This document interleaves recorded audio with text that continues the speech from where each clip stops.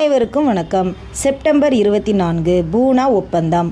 1932 இரண்டாவது வட்டமேஜை மாநாட்டில் இந்திய ஒன்றியத்தின் அரசியல் அமைப்பை முடிவு செய்ய முற்பட்ட போது பிரதிநிதிகளுக்கான நடத்தப்படும் தேர்தலில் வகுப்புவாத பிரதிநிதித்துவம் அமைக்க வேண்டும், அதில் பட்டியலின மக்களுக்காக தனி தொகுதிகளை அளிக்க பிரிட்டிஷ் அரசு முன்வந்தபோது அதனை அம்பேத்கர் ஆதரித்தார்.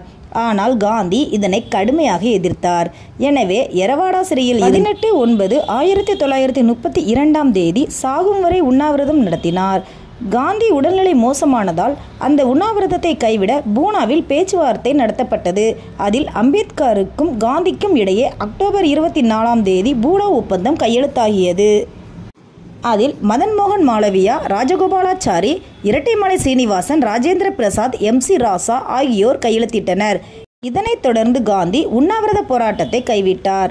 இந்த பூனா ஒப்பந்தம் ஏற்பட்ட பின்னர் அம்பேத்கரை தாழ்த்தப்பட்ட மக்களின் தலைவர் என்று எல்லாரும் ஏற்றுக்கொண்டனர். நன்றி.